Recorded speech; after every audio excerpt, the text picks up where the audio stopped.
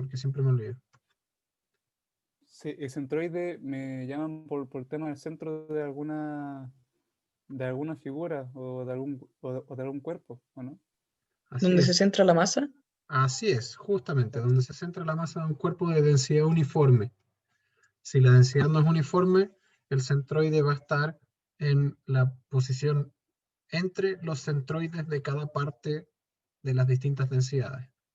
¿A qué me refiero con eso? Si yo tengo, por ejemplo, una barra que es, lo vamos a ver en detalle después, pero tenemos, por ejemplo, una barra que lo hicimos así, y esto es de un material, y esto es de otro material, de distintas masas. Voy a calcular el centroide de esta, voy a calcular el centroide de esta, y el centroide total va a ser una ponderación de la masa de este versus la masa de la otra. Tiene que ver con la masa. Y el momento de inercia también lo vamos a revisar hoy día, que está algo relacionado con el centroide. Entonces, lo primero, flexión pura. En la flexión pura no hay corte, hay solo momento. ¿Cómo podemos obtener un estado en el que solamente tengamos momento y no haya corte? ¿A quién se le ocurre eso? En ese caso no deberían haber reacciones o fuerzas que se apliquen en vertical, ¿o no? Pero no, porque tampoco habría momento en ese caso. Claro. Pero, mm, Hoy no día se me en taller ocurre. en taller de materiales vimos esto. Para los que no están, no sé si están todos en taller de materiales, pero por ejemplo si tenemos P medio,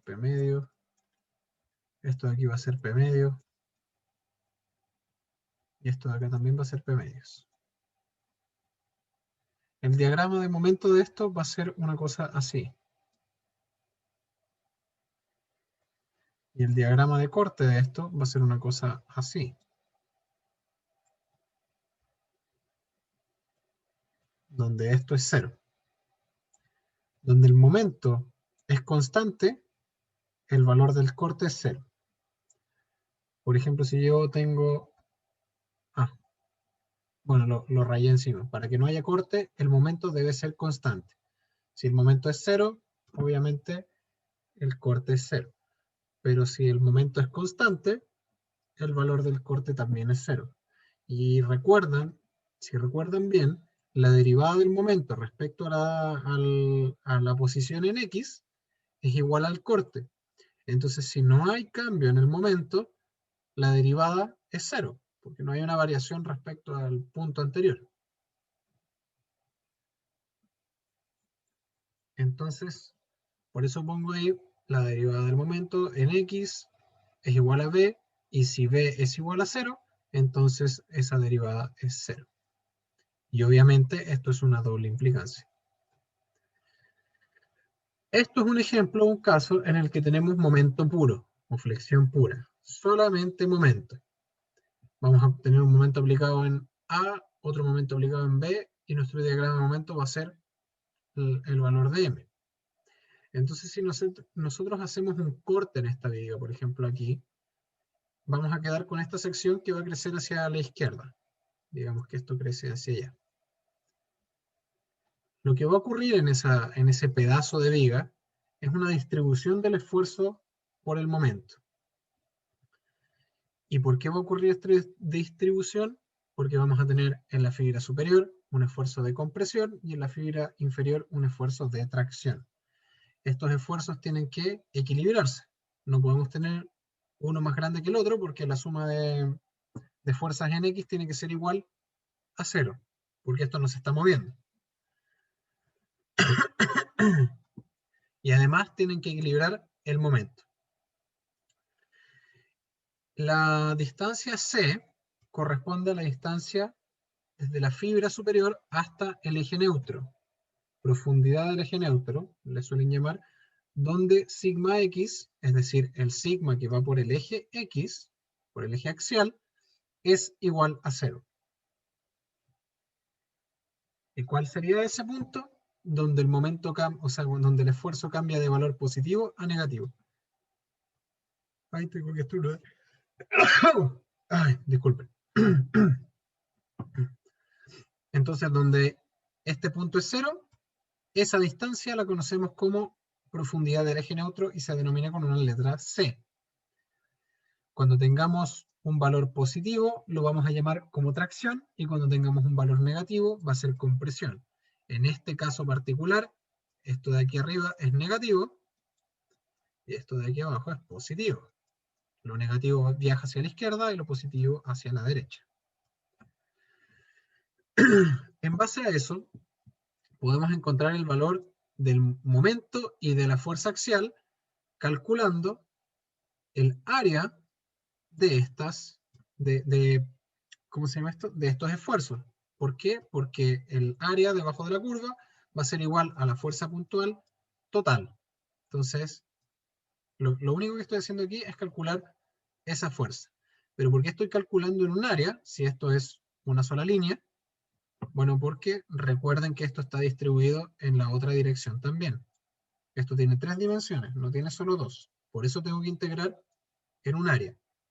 Si esto fuera solamente un pequeño corte aquí, debiese yo integrar en una línea, pero no es el caso.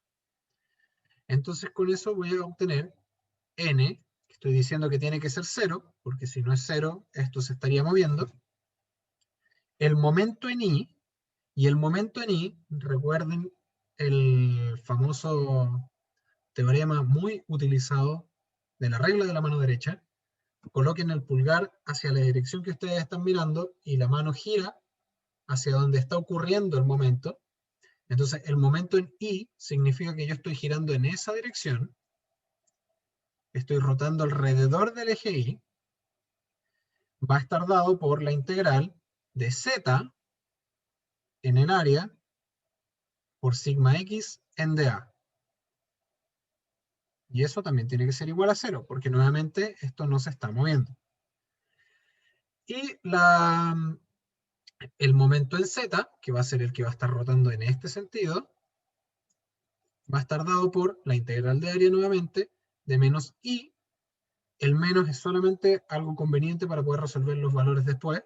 No tiene ninguna ciencia más que eso. Por sigma X por delta A. Y ese de ahí va a ser igual en este caso a nuestro momento. ¿Por qué? Porque ese es el que está rotando en esta dirección, en la que tenemos ahí dibujada. Normalmente el momento en I no existe, o nosotros lo tomamos como 0. Pero hay veces en los que sí hay que tenerlo en consideración. Entonces, el eje X, Y y Z pasan por el centroide de nuestra sección, de nuestro perfil. Es decir, pasan por él.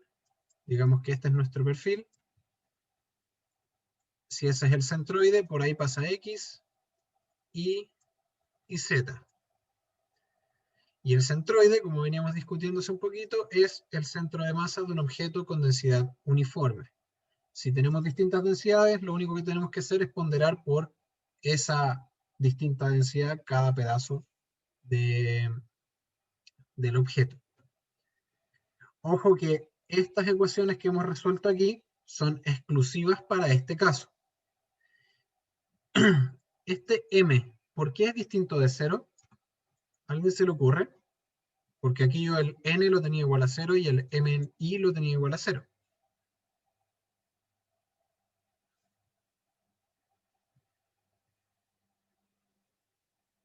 Profe, es que yo me perdí un poco con el tema de las direcciones, que no sé muy bien como el espacio geográfico de la viga. No sé si me entiendo. O sea, si me hago Sí, entender. mira, déjame dibujarla por acá. Ya, por Esa de ahí es la viga. perfecto. Entonces esa viga tiene, ya, Tiene 3 dimensiones. tiene tres dimensiones. Perfecto. Entonces, esto lo vamos a llamar el corte AA. Normalmente así se dibuja. Entonces, este pedacito de aquí, esto está en AA. Yo lo que estoy cortando es en esa posición. ¿Ok? ¿Hasta ahora vamos bien? Sí, sí, ya.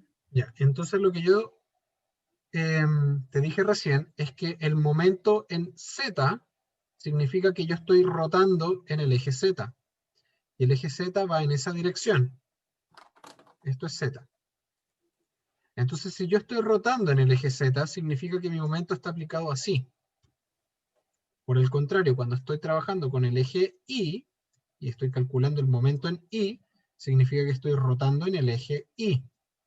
Y Es el decir, momento, dime, perdón, aplicado en el eje Z vendría siendo positivo, ¿cierto? Si lo hago con mano derecha, ¿o no? claro, sería Ya, positivo. porque va hacia fuera de la pantalla.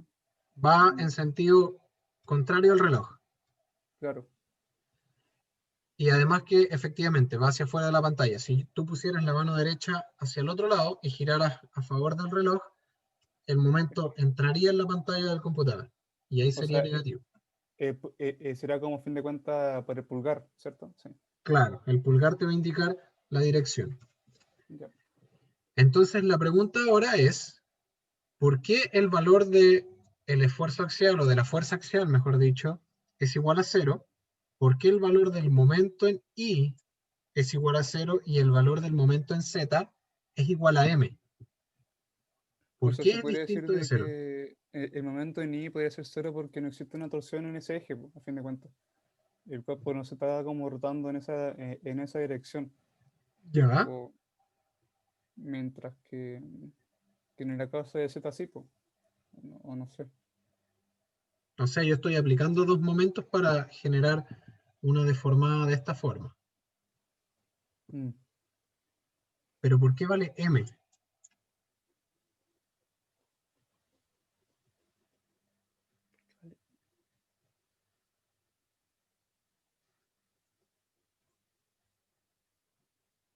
No se me ocurre a mí, profe. Mm. ¿Ya? ¿A alguien más se le ocurre?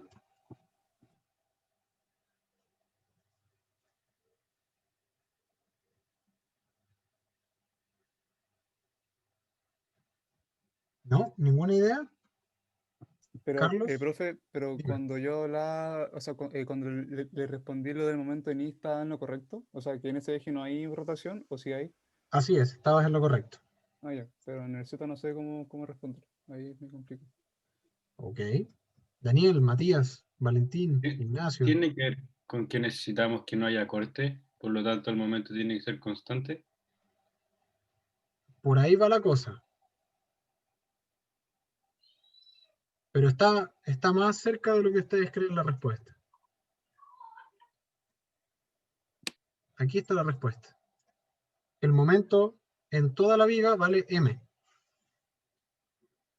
Entonces, sí o sí tiene que valer M cuando yo lo esté calculando, independiente de yo lo esté calculando en esta parte de la viga o en esta parte de la viga.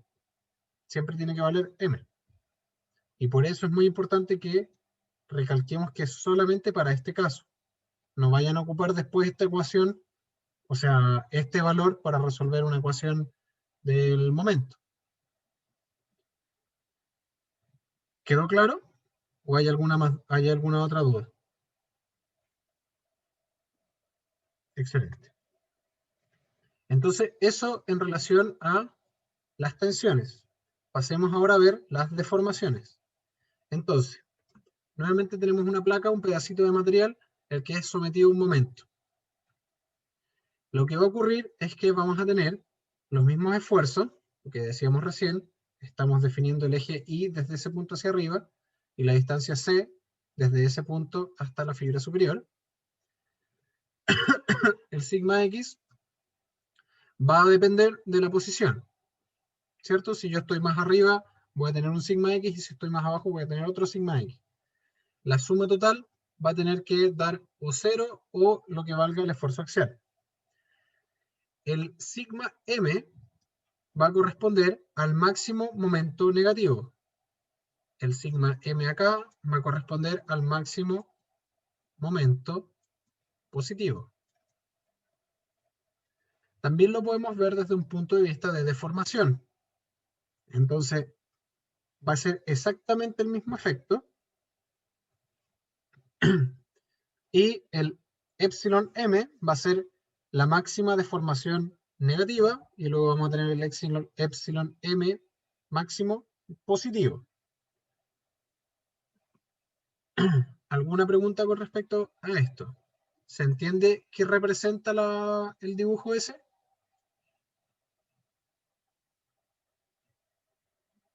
O sea, ese dibujo es una viga que se le está aplicando en un momento, ¿no? Así es, no es El nada lado más que está la eso. deformación. Ujú. Pero cuando se refiere a máximo negativo es que el valor de la deformación es como lo que vimos la clase pasada, ¿no? Claro, porque cuando yo estoy haciendo la compresión, o sea, la flexión, digamos que la viga es así, lo Ujú. que va a ocurrir es que arriba, esto se va a colocar como un acordeón, se va a churrascar, entonces se va a achicar. En cambio abajo se va a estirar. Entonces por eso es deformación negativa, porque se comprime. Ah, y en el caso que se estire una deformación positiva, porque se está, a fin de Así cuentas, es. Ahora sí, desplazando, ¿o justamente, no? si el momento fuera al revés, lo único que cambia es que la curva va para el otro lado. Y la fibra de abajo sería la que se está comprimiendo y la de arriba la que se está estirando. Ya, bueno. Ahora, las dos cosas que mencionamos recién, desde el punto de vista de las tensiones y de las deformaciones, dependen de dos supuestos importantes. Uno es que el material sea lineal elástico, eso mantengámoslo por este curso clarísimo. Y el segundo supuesto es que las secciones planas van a permanecer planas y perpendiculares al plano medio deformado. Es decir, que cuando deformemos este plano, siempre las secciones van a permanecer perpendiculares a lo deformado.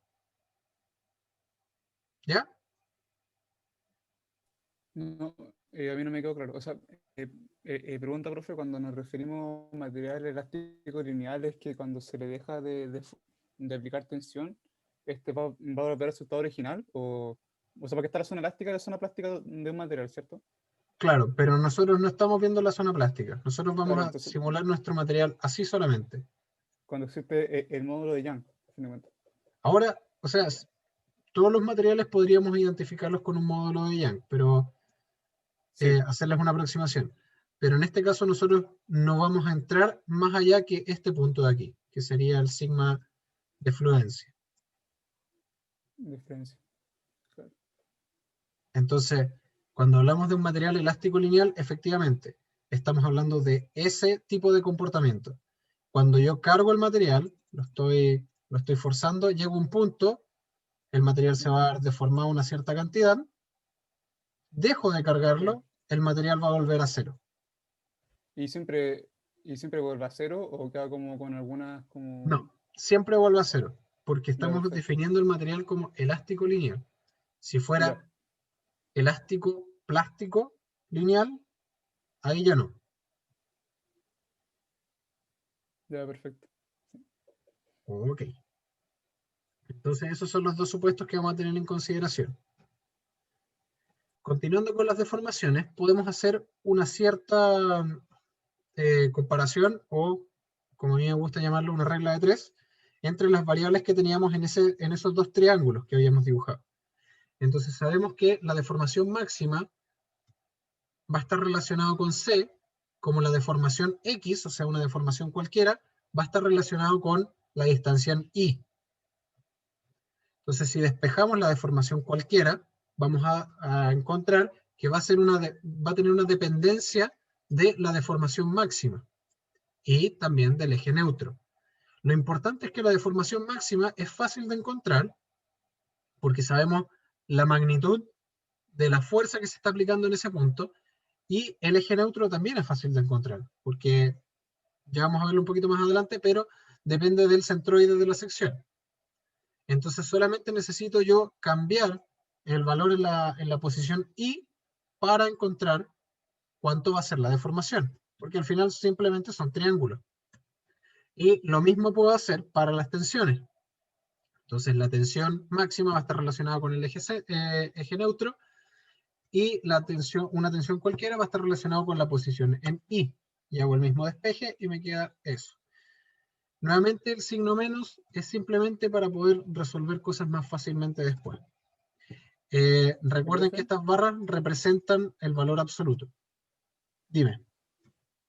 que, perdona, que cuando nos referimos a la posición en I, nos referimos desde la distancia del punto C. ¿O cómo? Va a depender de dónde tú definas dónde está el I. Si el I está justo en la posición C, lo estás definiendo ahí. Si lo puedes definir desde acá hacia arriba, o lo puedes definir, por ejemplo, desde acá hacia abajo. Todo va a Ya, depender de perfecto. cómo tú lo definas. Vale, ya, perfecto, sí. De nada. En particular, para este problema, vamos a poder resolver lo siguiente. N era el esfuerzo en X por la integral de área, y eso tenía que ser igual a 0. Si nosotros reemplazamos el esfuerzo en X por esa ecuación, nos va a quedar lo siguiente. Sigue existiendo la integral de área. Eso no ha fallado. Y podemos despejar o sacar estos términos de la integral porque no van a depender del área. El esfuerzo máximo es un valor puntual, lo conocemos, y el C tampoco depende del área. Entonces nos va a aparecer este término de aquí. Y ese término de ahí, que está ahí en un cuadrito, muy interesante, se conoce como el momento estático de área. Eso se los voy a leer textual porque es materia tal cual, y por definición va a ser igual a 0 si el origen del eje Y está ubicado en el centroide de la sección, que era lo que estábamos definiendo recién. Teníamos esto así, y definimos nuestro Y en esa dirección, así. Entonces, el momento estático de área va a ser igual a 0 si es que el Y está ubicado en el centroide. Por lo tanto, entonces, un elemento elástico lineal en flexión pura, el eje neutro está ubicado en el centroide de esa sección.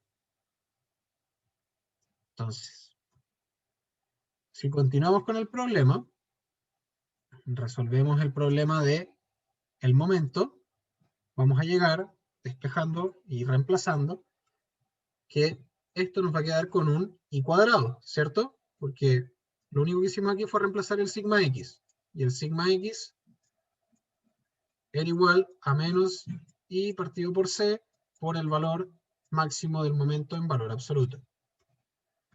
Entonces sigo trabajando con eso, puedo también sacar todo este término de la integral porque no me afecta, y me va a quedar la integral de área de I cuadrado por el delta de área. Ahora, esta propiedad se conoce como momento de inercia de la sección. Ahí quedó rayado, pero se los digo nomás. Nosotros, como ingenieros, normalmente lo llamamos la inercia o lo colocamos con una I mayúscula. Normalmente esa I mayúscula, no una I, no solo un palito.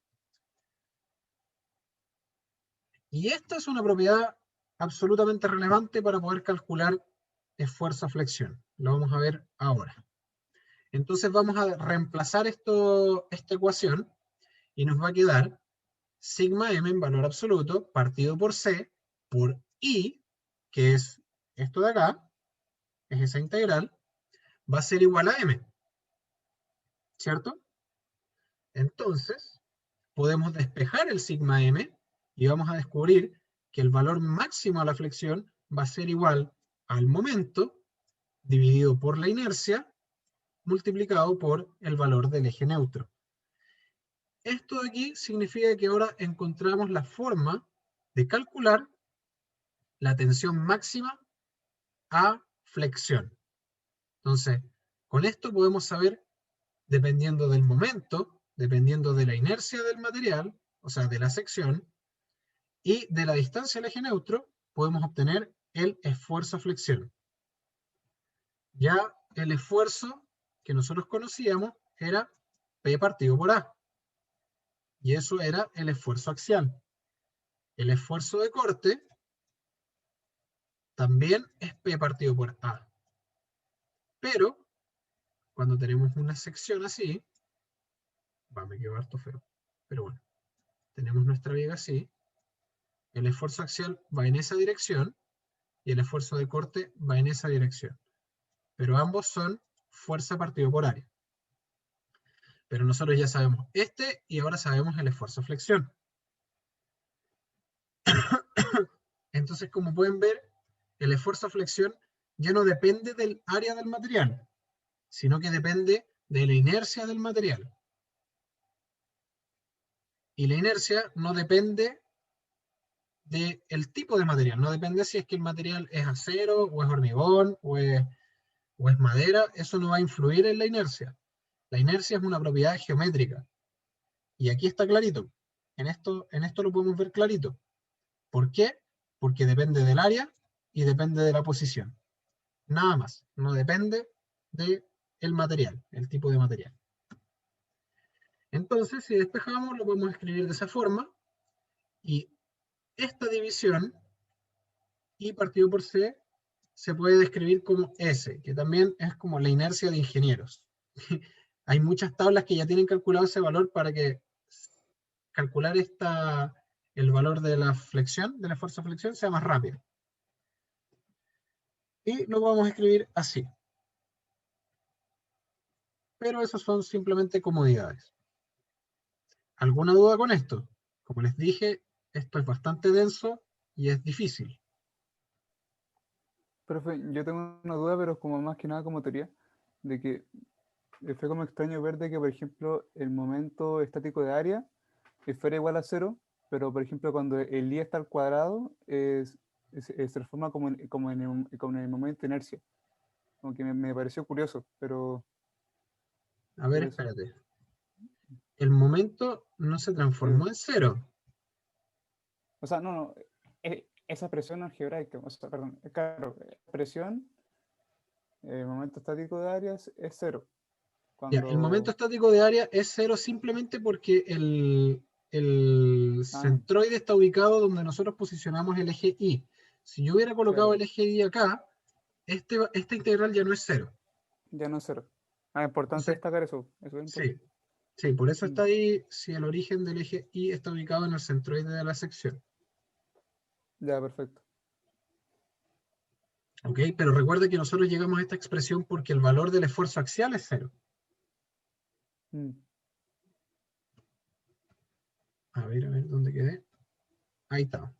Y en este caso, el valor del esfuerzo al momento no es cero, es m. claro. ¿Alguien tenía un comentario? ¿No? Seguimos entonces. Normalmente nosotros vamos a ocupar esta fórmula. Sigma x, el esfuerzo flexión, va a ser igual a menos el momento partido por I, por el I, que esto es el C. El I es el valor de la distancia desde la fibra que nosotros vamos a utilizar a el eje neutro. Cristóbal, parece que querías decir algo.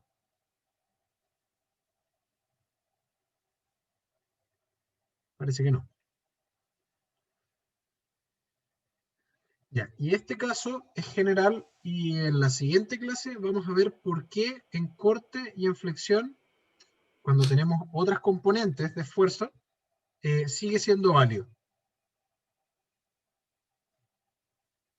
Ya, pasemos ahora a el centroide de una sección. Entonces ya vimos lo que era flexión pura y ahora ya sabemos que necesitamos dos cosas. Encontrar el centroide, porque lo necesitamos para hacer los cálculos, y además encontrar el momento de inercia o la inercia del perfil. Partamos con el centroide.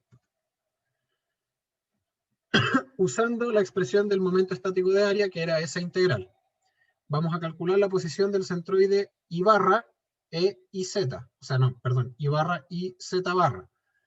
Se denominan I barra y Z barra cuando son los centroides, cuando estamos hablando del centroide. Por eso se le pone la barra. Para esta sección lo vamos a calcular. Y el momento estático de área era esa integral de I en dA. Entonces, el centroide en Z va a estar dado por la integral de área en el eje Y por el delta área. Y la posición en Y del centroide va a estar dado por la integral de área de Z por el área. Entonces, esto va a ser I barra por, ahí me falta un por A. Y eso es lo mismo que decir I barra es igual a la integral de I por dA partido por A. Lo mismo va a ser para el Z. Acuérdense que este Z y este Y son los centroides. Entonces tenemos la expresión para encontrar ambos centroides. Con integrales esto se ve feo, pero como nosotros normalmente trabajamos con figuras geométricas definidas, como por ejemplo círculos, rectángulos, y serían todas las con las que trabajamos, o incluso a veces triángulos, pero son menos comunes, esto se va a simplificar bastante más adelante, porque las integrales se van a ir. Entonces sabemos que el I barra, o sea el centroide, va a estar dado por la integral entre 0 y h de I por B por DI. Como yo sé que el B es fijo, cuando estoy trabajando en I, lo puedo eliminar de la integral. Y abajo tengo B por H, que es el área de esta sección. ¿Me están siguiendo o hay algo que no entienden? Yo todo bien, profe, en lo particular. Ya. Entonces, saco de la integral los términos que nos integran, que son constantes, y me queda B partido por B por H, integral de 0h de I por DI. Evalúo, despejo los B, y me va a quedar 1 partido por H, la integral de I es I cuadrado partido por 2, y eso evalúa entre 0 y H. Cuando evalúo eso, me va a quedar 1 partido por H, H cuadrado partido por 2. Porque como este es 0, no va a restar nada. Y eso es lo mismo que decir H medios. Así que ya vamos por algo bien sencillo. Dijimos que en toda esta base, para cualquier posición en la base, el centroide en el eje Y va a estar siempre en la mitad. Entonces, si yo me pongo en esta línea, aquí va a estar el centroide. Y si me pongo en esta línea, acá va a estar el centroide. Independiente de donde yo me mueva, siempre va a estar en la mitad del eje Y. Oiga, Entonces profe, ahora, dime. y aquí no estamos tomando en consideración, como por ejemplo, el tema de la densidad que tiene la figura, ¿no? Estamos asumiendo que la figura tiene una densidad uniforme. En todos lados tienen Claro, la misma cantidad de material. ya, perfecto, sí. Ahora tenemos que hacer lo mismo para Z y es exactamente igual. Entonces evaluamos y nos queda B partido por 2. Es decir, para una sección rectangular, el centroide va a estar dado por el centro del área. Teníamos en el eje Y, estábamos en el medio del eje Y, y en el eje Z estamos en el medio del eje Z. Por lo tanto, el centroide va a estar dado por la combinación de ambos. O sea, estamos en la mitad de la mitad. Y eso es para todos los, ¿cómo se llama esto? Para todas las secciones que son rectangulares. Y obviamente un cuadrado también. Pensemos ahora en un ejemplo un poco más simpático. Esta letra que está acá abajo es una Z, no me equivoqué, le puse X y es una Z. Entonces, aquí vamos a tener tres áreas distintas, que en realidad el área 1 y el área 3 son iguales. Y parece que aquí me falta una medida. Ya la vamos a encontrar.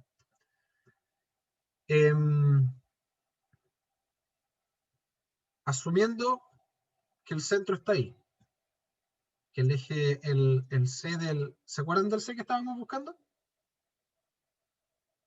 Bueno, ese C es el eje neutro. Entonces tenemos que encontrar el centroide en Y y el centroide en Z. Y lo vamos a hacer aplicando exactamente lo mismo que aplicamos recién. Pero, como tenemos tres áreas distintas, el centroide va a estar dado por... ¿Vaya esa línea de dónde salió? Va a estar dado por la suma de los centroides individuales de cada área partido por el área total. Entonces vámonos paso a paso. El I barra va a ser A1 por I1, A2 por I2, A3 por I3, dividido por la suma de las tres áreas.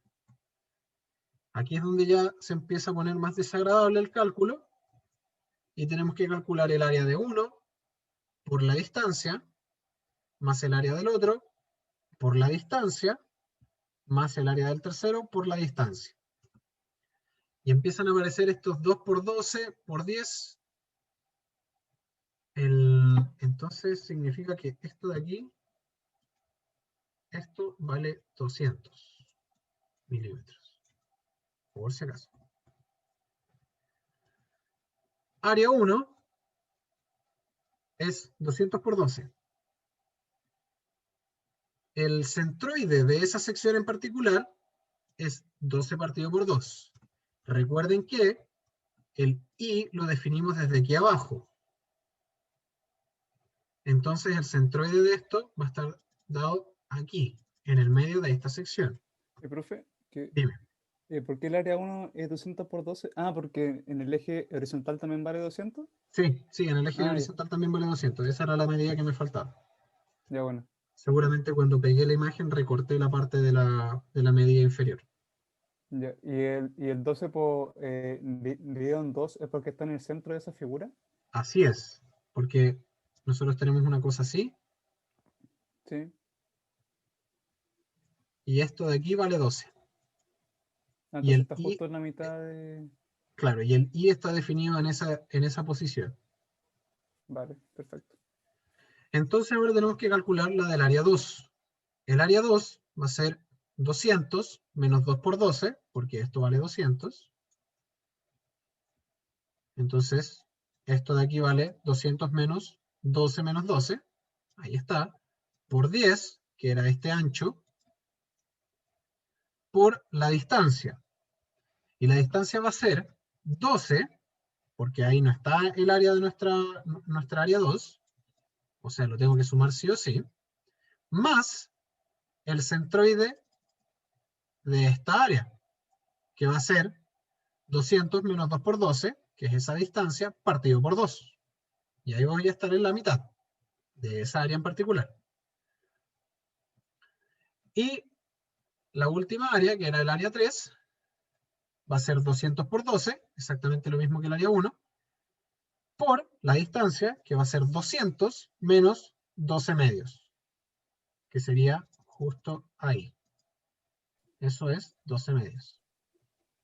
Ah, y midiéndolo desde abajo hacia arriba vendría siendo como 194, ¿no? Sí, La sí, distancia. 194. Entonces, siempre va a ser como la distancia desde el origen que uno define hasta el centro de esa figura. Así es. Ya, bueno. Ahora vamos a ver un par de cosas que nos van a ayudar los cálculos, pero lo importante es que vayamos paso por paso. Esto lo tienen que aprender a calcular.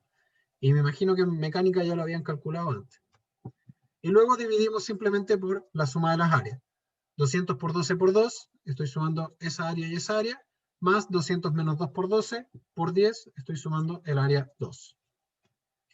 Y eso me da que el centroide de la sección está ubicado a 100 milímetros.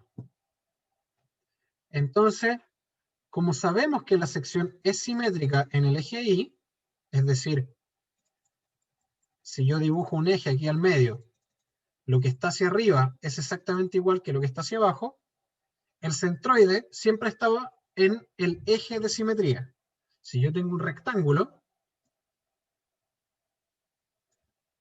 y ahí está el eje de simetría, ahí va a estar el centroide. Si yo tengo un círculo, y ahí está el eje de simetría, ahí está el centroide. Y puedo inventar cualquier tipo de figura geométrica con estos conceptos y me va a dar que el centroide está en el medio si es que la figura es simétrica. Entonces calculemos lo mismo para la dirección Z. Y aquí es un poco más, no me voy a dar tanto la lata de ir paso por paso, pero es exactamente el mismo cálculo. El área de abajo es lo mismo.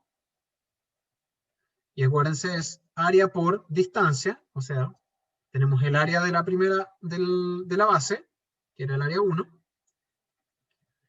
y en este caso, nuestra viga T, o sea, doble T, estaba definido el Z en esa dirección. Y esto valía 200. Entonces la distancia hasta el centro es 100. Y hacemos lo mismo para la de arriba, que sería esta de acá. Son iguales. Y después tengo que hacerla para la del centro. Y ahí obtengo que el Z también vale 100. Por lo tanto, como la sección es simétrica, el eje de simetría va a mostrarnos dónde está el centroide. Y ahora combino ambos y voy a encontrar que el centroide está en la mitad de la figura, tanto en el eje X, o sea, perdón, en el eje Y como en el eje Z.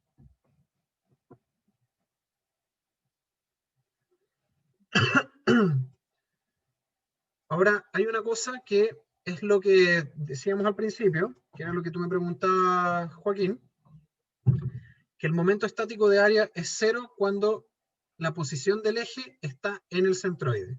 Digamos que ahora definí el Y y el Z justo donde pasa el eje neutro, o donde está el centroide. Tenemos que calcular QZ como la integral de Y en dA. Entonces, ahora la integral va a estar dada desde menos h medios hasta h medios. ¿Por qué? Porque ahora aquí está definido el I. Aquí parte el 0 del I. Entonces hacia arriba voy a tener la mitad de h y hacia abajo la mitad de h. Pero hacia abajo va a estar negativa. El B es una constante. No ha cambiado en nada el B. Porque es para cualquier posición en B. Entonces en toda la fila. Y eso me va a tocar evaluarlo. Y si lo evalúo entre menos h medios y h medio, me va a dar un valor de 0. Lo mismo va a ocurrir para el centroide en I. También va a ser 0.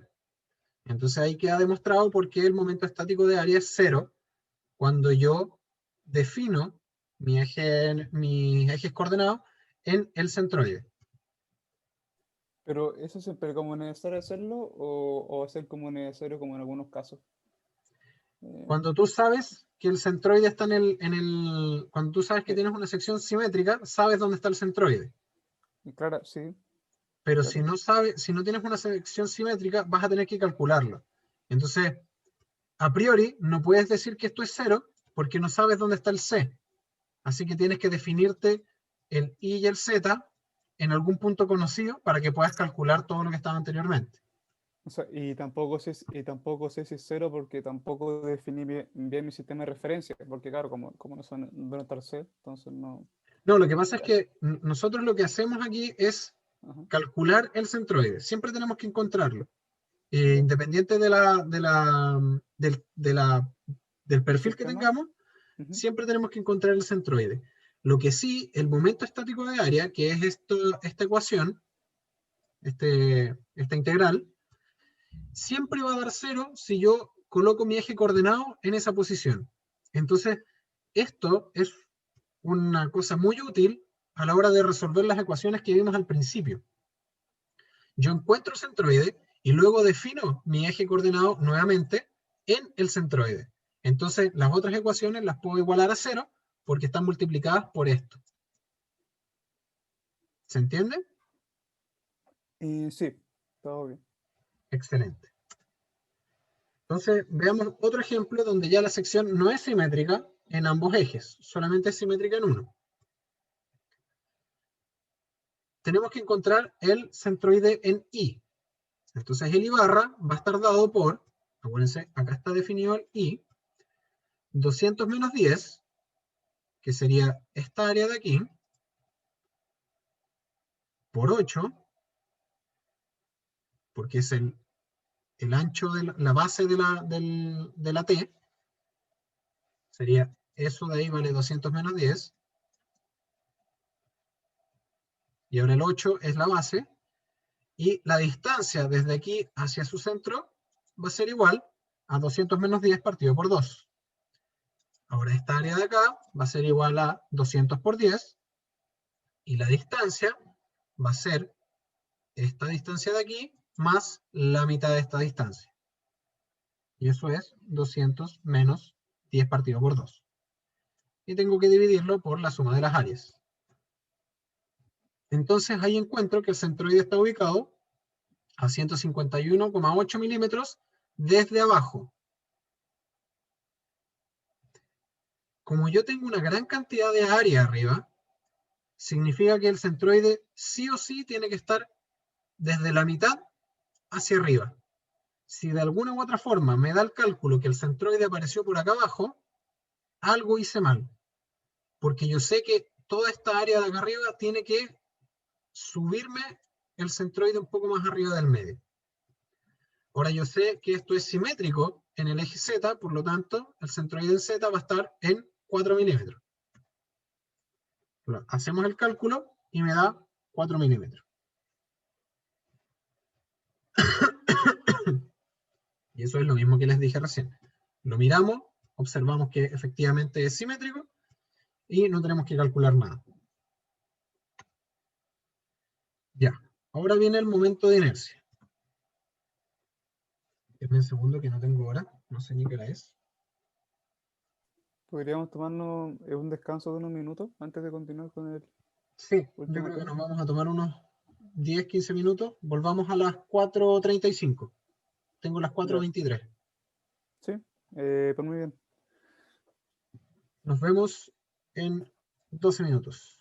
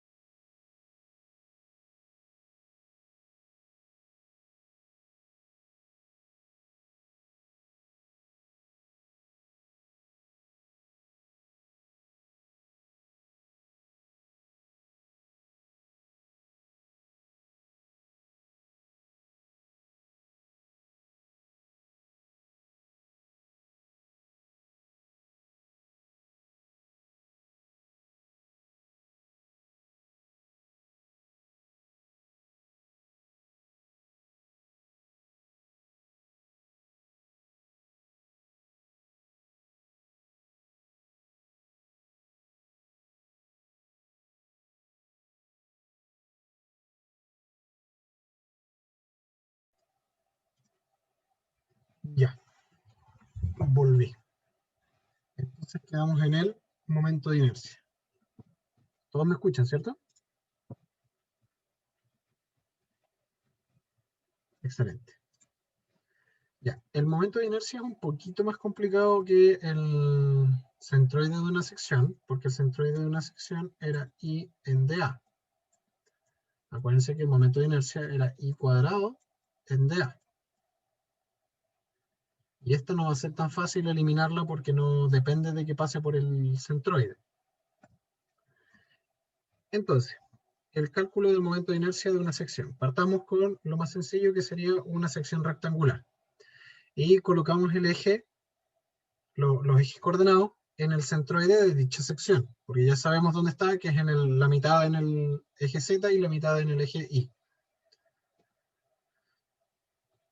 Sabemos que la inercia, o el momento de inercia, va a estar dado por la expresión de la integral.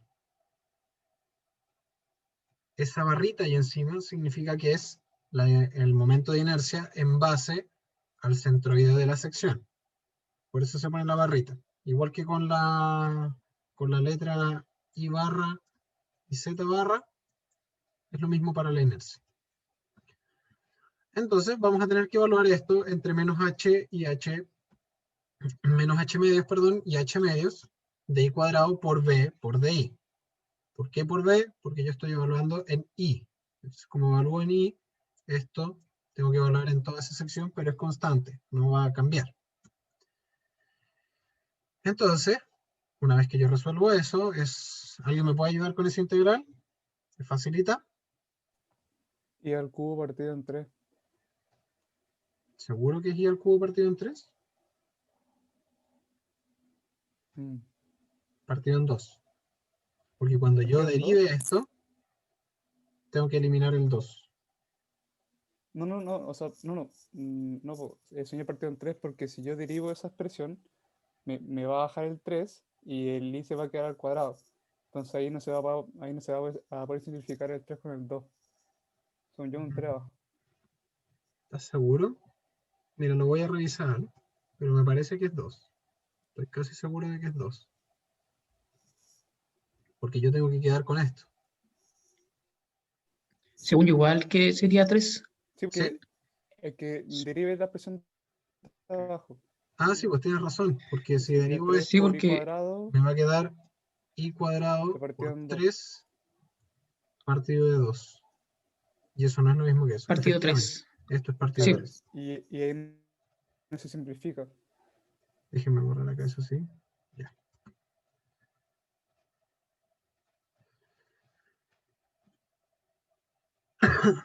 Claro, tiene que ser 3 porque si no, no me da 24. Y me va a quedar esta expresión, pero ahora yo voy a tener un menos, porque siempre es menos la integral, y otro menos acá. Entonces ahora va a ser suma. Me va a quedar h cubo más h cubo, ambos partidos en 24. Y eso va a ser 2h cubo partido en 24. Y eso es 1 partido por 12 por b por h cubo. Esto es la inercia o el momento de inercia de una sección rectangular. Ah, parece que alguien escribió en el chat, pero parece que no lo puedo ver así como así. Sí, es 3, dice Ignacio. Efectivamente es 3.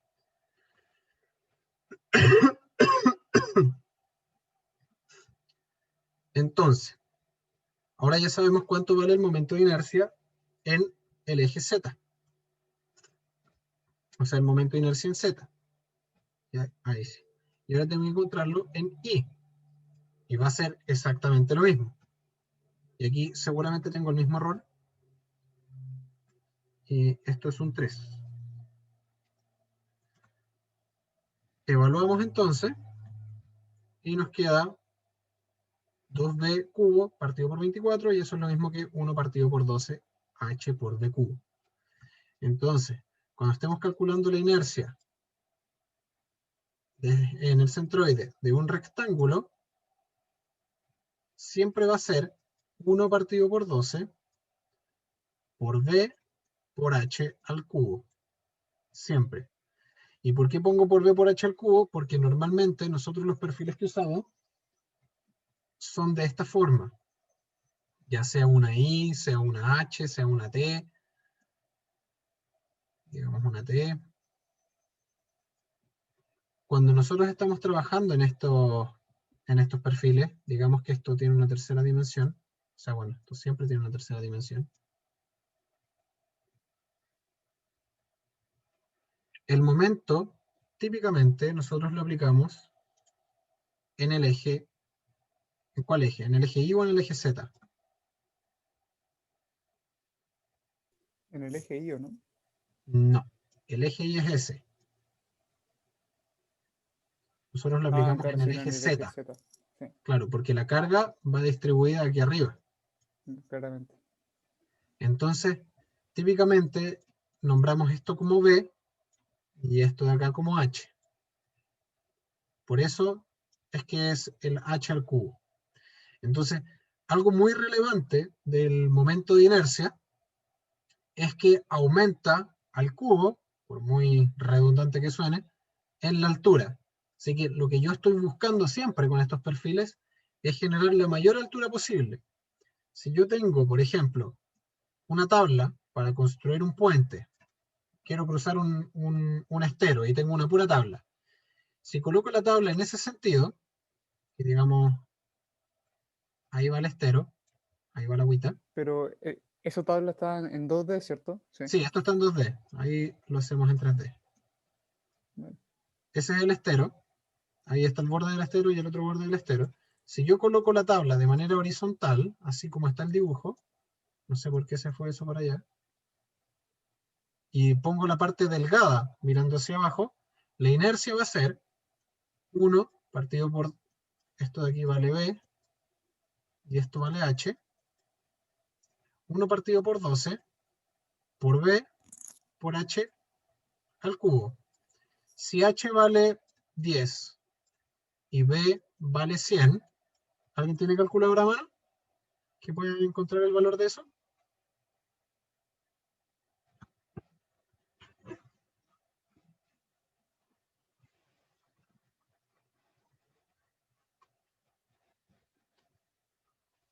Me dio que es 8.333,3. 333. 8.333,3. Sí. Eso sería en esa posición. Ahora, ¿qué pasa si yo doy vuelto la tabla? Doy vuelto la coloco en esta dirección. Ahora el H vale 100 y el B vale 10. Entonces pido de nuevo el ejercicio de hacer el cálculo.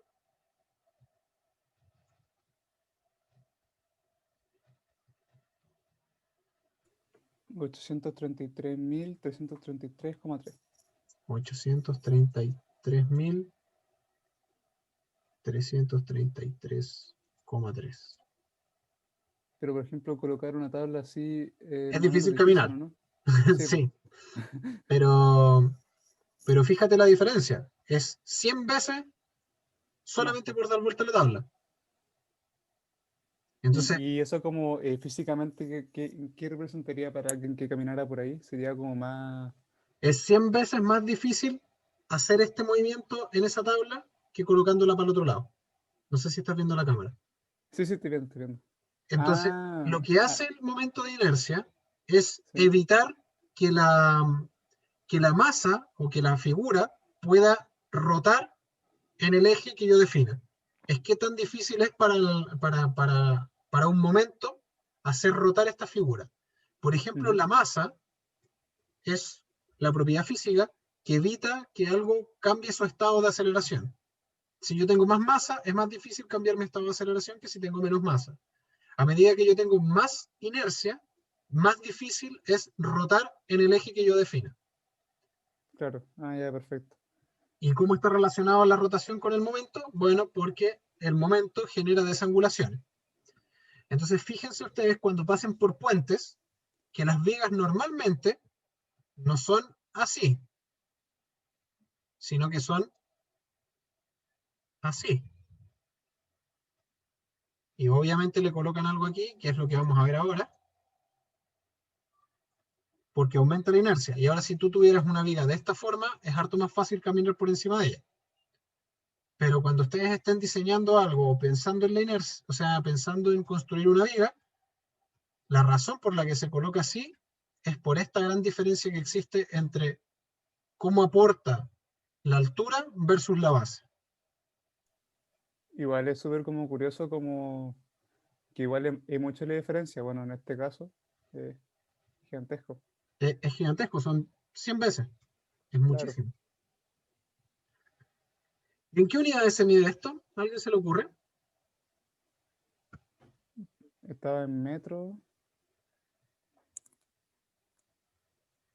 Porque la altura y la base están en metros, ¿cierto? Sí. Entonces sería como metro a la cuarta Metros a la cuarta. Esa es la unidad. del O momento de inercia. metros, centímetros, pulgadas, lo que sea, pero elevado a 4. Claro. Entonces físicamente es como difícil comprenderlo igual, porque estamos en una cuarta dimensión. Diablos. Voy a tener que borrar ahí.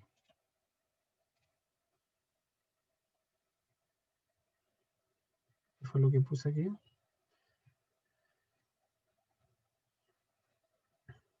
Entonces, ahora ya conozco la inercia de la sección rectangular con respecto a dos ejes que pasan por el centroide, porque acuérdense que definimos, cuando tenemos esa barrita encima, estamos hablando de que el eje pasa por el centroide. Pero, ¿qué pasa si por algún motivo necesito calcular la inercia de esta sección con respecto a un eje que no pasa por el centroide? O sea, ya no la quiero calcular ahí, sino que la quiero calcular en cualquier otro lugar. Era un teorema, ¿no? Así es, el famoso teorema de Steiner, o de los ejes paralelos. Claro. Y ese teorema nos dice que la inercia va a estar relacionada con la inercia del centroide de la figura más el área de lo que yo esté midiendo o de la otra figura que esté midiendo versus la distancia del centroide de esa figura a el centroide del área general. Y eso aplica para Z y aplica para Y y aplica para X y aplica para todas las direcciones. Y si se les ocurre otra dirección, también aplica para eso. Entonces, nuevamente aquí encontramos un término de elevado al cuadrado. El otro era elevado al cubo, este es elevado al cuadrado. Entonces, Pero da vamos otro sentido porque el área está al cuadrado y la distancia también está al cuadrado. O sea, bueno, en distancia al cuadrado también da unidades de metro cuadrado, entonces cuando se sumen va a estar metro a la bien las cuarta. unidades. Claro, Claro, metro a la cuarta. Entonces se van a justamente. sumar. Pero lo importante aquí es que esta distancia está aplicada en este mismo eje. Entonces, si yo tenía que de aquí, entre estos dos, cambiaba 100 veces, para ese ejemplo en particular, porque si está elevado al cubo, después cambia un poco el número y no va a cambiar 100 veces, va a cambiar un poco más. Pero si yo a eso además le agrego esto, mientras más lejos yo pueda colocar estas vigas extra del centroide, más voy a aumentar la inercia. O sea, si yo pudiera desplazar estos dos pedazos de metal o de madera, de lo que sea de mi perfil, lo más lejos posible, voy a seguir aumentando mucho la inercia de mi perfil en general, aún con un área muy pequeña. Si estas alas son muy delgadas y tienen por lo tanto un área muy pequeña, pero la distancia desde el eje, desde el centroide a esas barras es muy larga, la inercia va a aumentar mucho. Aquí esas dos son las inercias centroidales, A es el área y D es la distancia entre los ejes paralelos. Entonces vamos a ver un ejemplo que sería el mismo rectángulo que vimos antes. Tenemos los ejes del centroide y los ejes coordenados nuevos y vamos a querer calcular la nueva inercia. Entonces dijimos que la inercia en Z va a estar dado por la inercia centroidal y el área por la distancia al cuadrado. La inercia centroidal va a estar dado por 1 partido por 12 por B por H al cubo. Eso ya lo sabíamos. Y la parte del teorema de los ejes paralelos va a ser el área, base por altura, por la distancia desde la fibra o desde donde yo estoy midiendo hasta el centroide. ¿Y cuál es esa distancia? Pues bueno, el centroide está en la mitad. Yo estoy midiendo a la fibra inferior, va a ser h medios. Y ojo que aquí da lo mismo si yo mido hacia arriba o mido hacia abajo, porque este término está al cuadrado. Entonces no depende de la dirección en la que yo estoy midiendo. Y tiene sentido, porque si esto tuviese cambio de signo, me podría afectar disminuir la inercia, y eso no puede ocurrir. Entonces la inercia me va a quedar como 1 partido por 12 por BH al cubo más BH al cubo partido por 4, y eso es BH al cubo partido por 3. Y ahora, un tercio es más que un doceavo. ¿Cuánto es un doceavo? 1 dividido 12, 0,08. Y un tercio es 0,33, si no me equivoco. Entonces, aumentamos a 4 veces la inercia solamente por colocar el punto de referencia más abajo. Entonces, ¿qué es lo importante? Porque si recuerdan, nosotros teníamos esta figura. Teníamos la tensión máxima de compresión y la tensión máxima de tracción. Tracción y compresión. Y esta no se mide respecto al eje neutro. En el eje neutro tenemos 0. En sigma es igual a 0. Entonces se mide respecto a la última fibra. Así que siempre vamos a tener que aplicar el teorema de Steiner para calcular el valor final del sigma. ¿Se entiende? Acuérdense que la ecuación era sigma es igual a m por i partido por i. O por c si querían. Esto era c también. Y esto tenía un signo menos. Entonces, dependiendo de dónde queramos calcular, vamos a tener que aplicar este teorema. Y bueno, en i es exactamente lo mismo. ¿Para qué lo vamos a pensar siquiera? Ya sabemos que lo único que va a cambiar es el b va a estar al cubo y el h va a estar elevado a 1. Ah, y eso porque la distancia en z, perdón, profe, b partido en medio, b partido en 2, ¿cierto? Y la distancia en i Así es es. h medio. Ya, perfecto. Acuérdate que en i estoy moviéndome en el otro eje y en z me muevo en este eje. Vale, perfecto.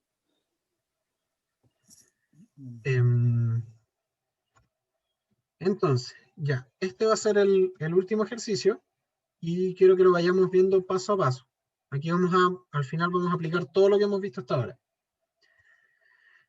Entonces, se les pide diseñar a flexión la siguiente viga simplemente apoyada. La viga es la que estoy presentando acá. Esta es una viga simplemente apoyada.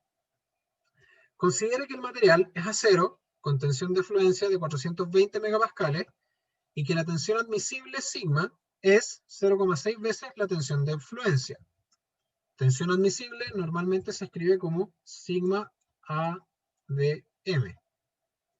Eso va a ser igual a 0,6 sigma Y. La normativa correspondiente dice que la máxima deflexión es la luz dividido en 300. La máxima deflexión que yo puedo tener en esta viga es la luz dividido en 300. Verifique si el perfil propuesto cumple o no lo requerido. Este es el perfil propuesto. Y lo que tienen que hacer ustedes ahora es verificar si esto cumple o no cumple la normativa. Como es acero, sabemos que el acero es 2.1 por 10 elevado a 6 kilogramos por centímetro cuadrado o 2.1 por 10 elevado a 6 por 100 kilogramos por metro cuadrado. Se me fueron ahí las animaciones.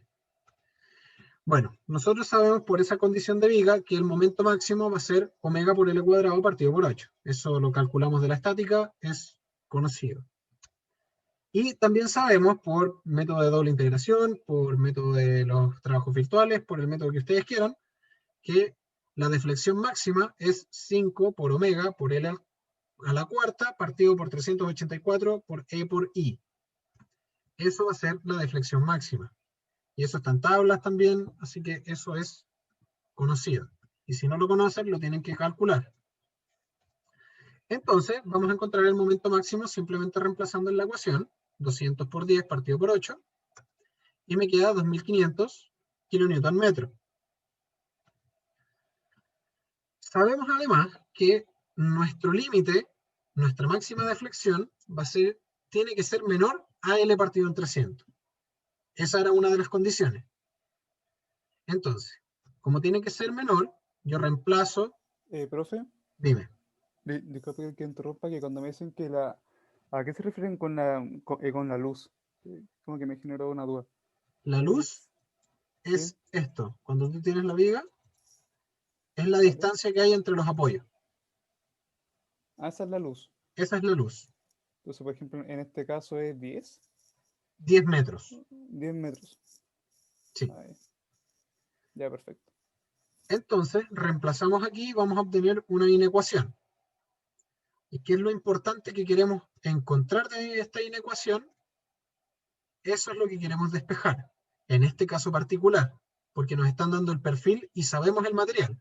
Entonces, esto no es incógnita.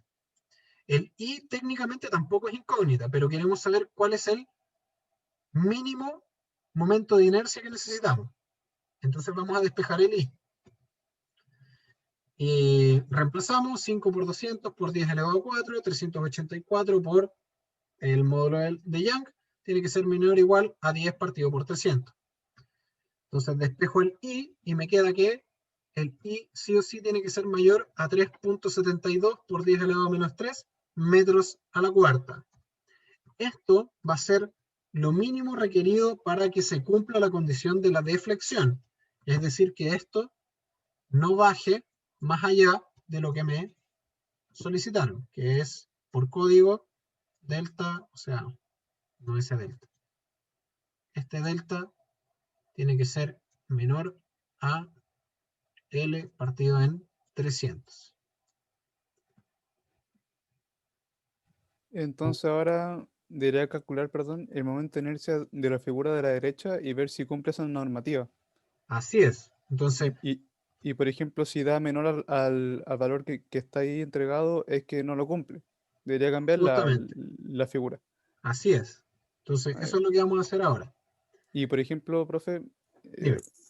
si en uno de los casos no cumpliera con la normativa, ¿qué se debería hacer? Por ejemplo, ¿se debería hacer más largo o eso varía mucho?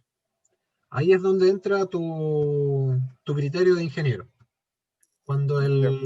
el perfil no cumple, tú tienes varias opciones, dependiendo también del tipo de construcción. Si estás haciendo un puente, por ejemplo, normalmente da lo mismo la opinión del arquitecto y tú eliges y dices, ya, cambio el perfil y lo pongo uno más grande nomás. Hay otros tipos de puentes que no da lo mismo porque el arquitecto es el jefe y tienes que hacerlo en un espacio reducido. Entonces ya no puedes cambiar la inercia y tendrás que cambiar el material. O tal vez agregar fibra de carbono para que se le aumente la inercia a ese perfil. Pero típicamente lo que ¿Cómo hace, fue? ¿cómo? ¿Y cómo fue ese último que dijo? ¿Que se le agregaba qué? Fibra de carbono. Puedes Ah, colocarle fibra de carbono por por la parte de abajo y le aumentas la inercia porque aumenta el módulo de elasticidad del material. no sabía. Ah, qué bueno. Qué Sí, curioso. sí, de hecho lo hacen cuando cambian el uso de edificio, por ejemplo, era edificio destinado a residencial Ujú. y lo pasan a destino comercial, y entonces le colocan a las losas fibra de carbono por abajo para que resistan más. Y eso porque va a haber más gente en el edificio, ¿no? Sí, se O- supone que sí. Ya, perfecto. Bueno. Entonces, tenemos que calcular el centroide y sabemos que, o sea, no calculamos el centroide, perdón, porque sabemos que está en el centro, porque es una sección simétrica, para los dos lados es simétrica. Entonces, ahí calculamos el área para que sea más fácil después encontrar el momento de inercia y encontramos el momento de inercia. Y el momento de inercia va a estar dado por toda esta ecuación. Entonces, vamos a tener 1 partido por 12 por 500 por 22 elevado a 3. Eso va a ser esa inercia más 500 por 22, que sería esta área, por la distancia al centroide, que sería 350 menos 22 partido por 2 elevado al cuadrado. Eso era el teorema de Steiner, o el teorema de los ejes paralelos. Y eso por 2 porque tengo dos lados iguales. Además, tengo que sumar la inercia de toda la sección del medio. Y eso va a ser 1 partido por 12, por 700 menos 2 por 22. Y aquí no aplica nada del teorema de los ejes paralelos porque la inercia va a estar justo en el centroide. Así que va a formar parte de lo mismo. De hecho, esta barrita aquí debería estar, no está bien, habría que borrarla. Y eso me da 2,81 por 10 elevado a menos 3. Profe, disculpa que me perdí en los cálculos, no sé si podría repetirlo. Sí, por supuesto. Vale, Ah, gracias. no, de hecho está bien. No, la barrita está bien, porque yo estoy calculando en base al centroide. Acuérdense, estoy definiendo que ahí están los ejes, Y y Z. Entonces, la primera parte, voy a calcular la inercia de ese pedazo de la viga, del pedazo del perfil. Entonces, la inercia de ese pedazo de perfil va a ser la inercia del mismo perfil, 1 partido por 12 por 500 por 22 elevado a 3.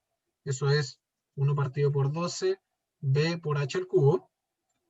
Sería la primera parte del teorema de los ejes paralelos. Y luego la segunda parte, que es el área. Esto es el área de esa barra de ahí abajo, por la distancia al cuadrado. Y la distancia al cuadrado es la distancia desde el centroide de esta barra versus la distancia del centroide del perfil en general. Y eso es 350 menos 22 partido por 2. Y eso va elevado al cuadrado. Ahora aquí hay un por 2, porque tengo dos iguales. Dos iguales. Exactamente. Además de eso, yo tengo que sumar igual el área de este pedacito de sección de entremedio, porque igual está aportando a evitar que esto rote. Claro. Y eso va a ser, nuevamente, esta ecuación de acá, 1 partido por 12 por la altura al cubo, que es 700 menos 2 por 22 elevado al cuadrado. Ah, perdón, esto es un cubo. Ando mal con los números 2 y los números 3. Y esa vendría siendo la altura de la barra del medio. Claro, es la altura de la barra del medio. Pero aquí ya no habría nada más que sumar, porque esta barra tiene su inercia justo donde está el centroide de la figura general. Entonces ya no se aplica nada más. Aquí no hay nada. Eso no va. Y eso me da 2,81 por 10 elevado a menos 3 metros a la cuarta. Ahora hay una forma un poquito más rápida de calcular esto, y es calculando la inercia de rectángulos. Entonces, si yo calculo la inercia de un rectángulo entero, voy a cambiar el color. Si yo calculo la inercia de este rectángulo y le resto la Como la inercia inercia de los rectángulos sobrantes. de estos dos rectángulos, justamente, debiese, teóricamente, encontrar el mismo resultado. Entonces calculemos la inercia del rectángulo grande. Como yo estoy trabajando en este eje, da lo mismo qué tan separado hacia la derecha o a la izquierda me encuentre del eje. Siempre y cuando yo esté en lo vertical estoy bien, no hay problema. No me va a cambiar el teorema de los ejes paralelos, porque el teorema de los ejes paralelos funciona en el eje que yo estoy midiendo la inercia. Entonces, la inercia de la caja roja va a ser igual 1 partido por 12 por 500 por 700 al cubo, y la inercia de las cajas azules va a ser 1 partido por 12 por 500 menos 12, 500 menos 12, que es lo que está ahí al medio, por 700 menos 44 al cubo. ¿Sí? ¿Todo claro con eso? 500 menos 12. Que 12 es el ancho de la. Es esta distancia. Bueno, claro. Sí. Y eso me da exactamente lo mismo. 2,81 por 10 elevado a menos 3 metros a la cuarta. Eso es una forma un poco más rápida de resolver estos problemas. Pero a veces no es tan fácil ocupar esta metodología. Con las T's a veces se complica un poco más, o con secciones que son así. esas secciones también son un poco más complicadas y ahí es mejor calcular término a término las inercias. Entonces, ahora tenemos un problema, porque 2,81 es menor que 3,72 y lo mínimo era 3,72. Entonces, la sección no nos sirve, que es exactamente lo que tú estabas comentando, Joaquín, al principio. ¿Qué es lo que vamos a hacer ahora? Entonces, por ejemplo, o sea que se podría hacer o sea, como hartas cosas, ¿no? Por ejemplo, se podría modificar el ancho, o sea, yo pienso, como el ancho de la viga al medio a lo mejor. Y que sea un Claro, poco más, se puede más cambiar el grande. perfil, se puede cambiar el material, se puede hacer más ancho abajo, más ancho arriba, más alto el alma, Hay una así infinidad de muchas opciones. cosas. Pero lo que Claro. vamos a hacer en este caso es soldar una pletina. Una pletina es un pedazo de fierro delgado y ancho de 300 milímetros y de espesor de 28 milímetros en la parte superior. Entonces, vamos a medir ahora si la inercia cumple. Al final, esto es lo que hicimos. Asumamos que nosotros el perfil ya lo teníamos, no podíamos cambiarlo, así que esa sería una posible solución. ¿Qué pasa si yo hago esto? Ahora voy a tener que calcular un nuevo centroide. Ahora sí que lo voy a tener que calcular, porque ya no es simétrico en este eje. El centroide ya no va a estar en la mitad, debiese estar un poco más arriba, porque esa área que está ahí me va a levantar un poco el centroide. Y este número de aquí, yo lo había calculado acá arriba. Eso es el área.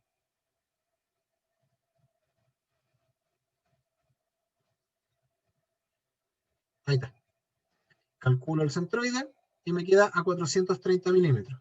Efectivamente ya no está en el centro, porque si no me equivoco, el perfil tenía 700 milímetros de alto. Entonces la mitad está a 350 y ahora está a 430. Subió bastante. Y eso fue por el puro hecho de poner la pletina. Solamente por eso. Y es una pletina bien delgada, son 28 milímetros. Claro. De hecho, como que eso igual me llama la atención. Yo pensé que se iba a modificar menos, porque tampoco es tan alta la pletina. Ahora, la Eso pletina igual es es más alta que el ancho de los perfiles originales. Los perfiles originales tienen 22 milímetros de espesor. Esta tiene 28. Son 6 28. milímetros más. Ah, Pero ya, es, sí, sí, ya. Y es ahora menos capté ancho. porque, sí, porque la figura como que muestra lo contrario, porque Sí, muestra que son es más, difícil a veces más dibujar. altas. Sí, está bien. Entonces, lo que tenemos que hacer ahora es calcular la inercia del perfil. Ya sabemos que la inercia del perfil antes era esa. Así que simplemente vamos a sumar la nueva inercia a ese perfil.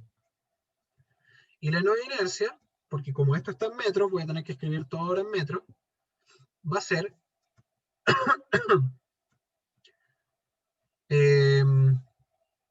la inercia del perfil más la distancia al eje neutro. Y ahí tenemos la inercia del perfil. Y esto de acá, aquí falta un 0,28, porque esto tiene que ser el área. Esto es 0,303 por 0,0028 por la distancia al cuadrado, que es 0,43 menos 0,35.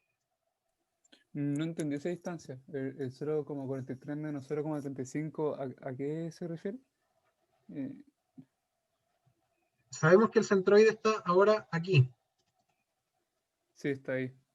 y esto Ya. vale 430.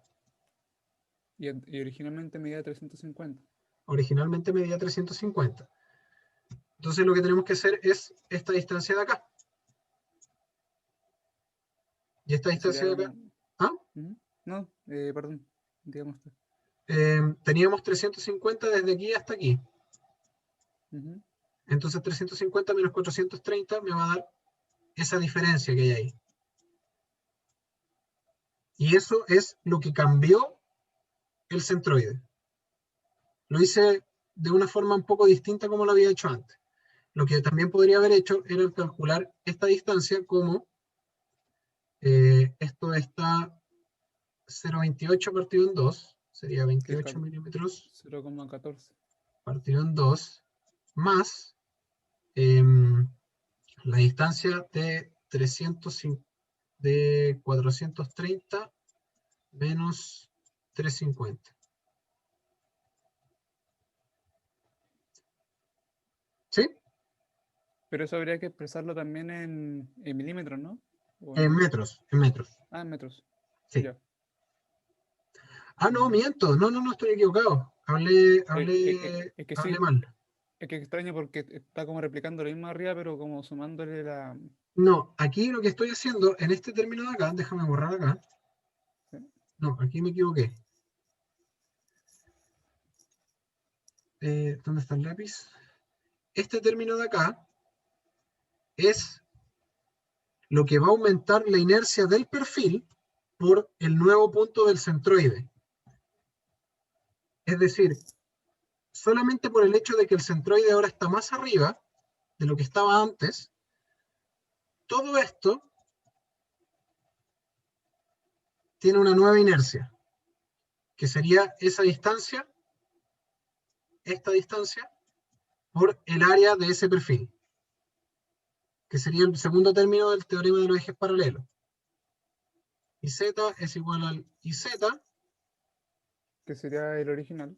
que sería lo que habíamos calculado 2,81, más el área por esa distancia al cuadrado. Y el área sabemos que es 29.876 milímetros cuadrados, y eso es aproximadamente 0,03. Ah, ya, Sí, ahí me ya. confundí. Sí, esto igual es complicado porque uno tiene que ir muy vivo de cómo va cambiando el perfil. Entonces, profe, borro también la presión que quería abajo, el 0,028. Claro, O sí, sea, ese sí. 0,028 está de más. Entonces vendría siendo como la distancia. Ah, y por eso 0,43 menos 0,35, porque es la distancia que al nuevo centroide. Así es. Ahora me capto. Entonces, esto de aquí es solamente del perfil anterior. Y ahora vamos a sumar lo que aporta la pletina. Y va a ser la inercia de la pletina más la distancia de la pletina al centro. Y aquí está lo que yo estaba diciendo recién. 0,3 por 0,028 por 714 14. partido por 1000 menos 430 partido por 1000 al cuadrado. Y esa inercia me va a dar 3,7 por 10 elevado a 3. Eso es casi lo mismo que 3,72 por 10 elevado a menos 3. Así que lo vamos a utilizar igual porque la diferencia es casi de 1%. Así que en realidad tendría que ser un poco más grande, pero a modo de ejemplo lo vamos a dejar así tal cual. Pero ahora nos falta revisar si es que cumple los criterios de esfuerzo admisible, de tensiones. Porque esto era de desplazamiento, de deformación. Ahora tenemos que averiguar si el sigma está bien. Sabemos que el sigma va a ser menos el momento partido por la inercia por la distancia al eje neutro. El sigma de compresión va a ser menos 2500, esto es lo que calculamos recién, y el I va a ser la distancia al eje neutro, desde la parte que está en compresión, que es la fibra superior. Y lo dividí por 1000 para poder escribirlo en milímetros. Eso me va a dar un esfuerzo de menos 201 megapascales. Está bien que me den negativo porque estamos en compresión. Y hacemos lo mismo para la tensión o la tracción. Reemplazamos los mismos valores y me quedan en 291.000 megapascales. La distancia desde... ¿Dónde está el mouse? Aquí está. La distancia desde abajo hacia arriba, acuérdense. Entonces por eso me queda ahí en 430. Se dan cuenta que hay una diferencia entre el esfuerzo de compresión y el esfuerzo de tracción. Eso está ahí porque el eje neutro ya no está en la mitad. O sea, este dibujo así, que era los dos lados iguales, ya no es igual. Ahora este dibujo de los esfuerzos va a ser una cosa así. ¿Eso en teoría vendría siendo que la tracción va a ser menor o que la compresión? La tracción es mayor, porque la La tracción compresión es es mayor. menos 201 y la tracción es 291. Claro. ¿Ya? Entonces la tracción es casi 100 más que la compresión. Y ahora tenemos que verificar con la tensión admisible. Nuestro perfil era de 1 a 0 que tenía 420 megapascales de fluencia. Reemplazamos los valores y nos da 252 megapascales. O sea, el perfil no cumple. ¿Eso para compresión? ¿O cómo? Para compresión sí cumple, pero para tracción no cumple, porque el esfuerzo en compresión era 201 megapascales. ¿Ya? Entonces ahí estamos, no hay Ok. problema, estamos bien, Sí. porque 201 es menor que 252. Pero 291 Es mayor que... Ah, entonces no se cumple para el tema de la es mayor tracción que material. 252.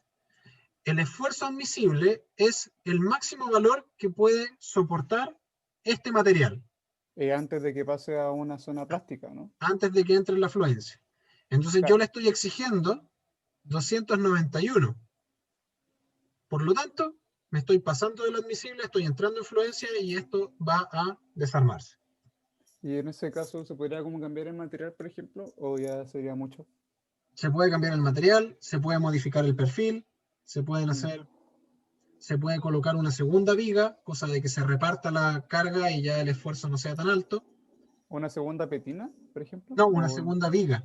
O sea, si tú quieres Ah, que el esfuerzo se divida a la mitad, colocas una viga al lado.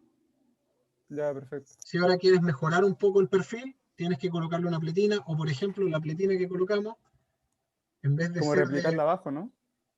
o hacerla más ancha. En vez Mm, de 300, hacerla de 500. Y ahí ver qué es lo que pasa. ya. Así que, por mucho que lo intentamos con la deflexión, con la inercia, igual no nos funcionó. O sea, con la tensión admisible, igual no pudimos encontrar el resultado óptimo que era que esta cuestión soportara el esfuerzo. Como este no es un curso de diseño, no vamos a entrar en las tablas de perfiles para que ustedes elijan el perfil adecuado, ni mucho menos, pero sí es importante que sepan calcular el esfuerzo a flexión. Eso es lo de hoy. Como les dije, es difícil, es harto cálculo y es muy, muy fácil equivocarse. Yo me equivoqué ahí 2 veces, creo, 3 veces. Me equivoqué en un dividido por 3 y me equivoqué en el cálculo de la inercia. Les sugiero que practiquen harto esto. Yo le voy a pedir al ayudante que vea un par de ejercicios con cálculo de secciones difíciles. Y esto los va a acompañar, si son ingenieros calculistas, el resto de la vida. Porque siempre estamos calculando vigas. Y esto es lo que se hace para calcular vigas. Así que no sé si tienen alguna duda.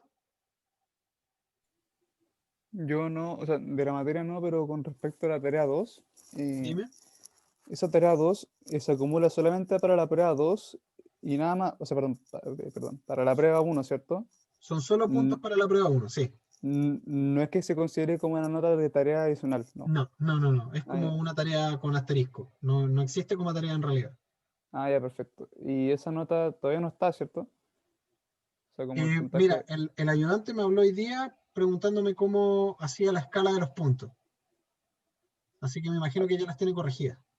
a qué se refiere con escala de los puntos De dependiendo de la cuánto, nota? de cuánto vale, no, cuánto vale el calcular la deflexión, cuánto vale calcular el diagrama de Ah, momento y ese tipo de cosas. ya, perfecto.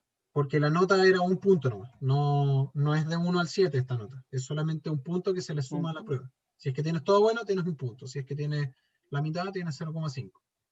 Ya, bueno, sí, perfecto. ¿Alguien más tiene alguna duda? ¿No? ¿Seguros? ¿Sí? Ok, entonces dejamos de compartir pantalla y dejamos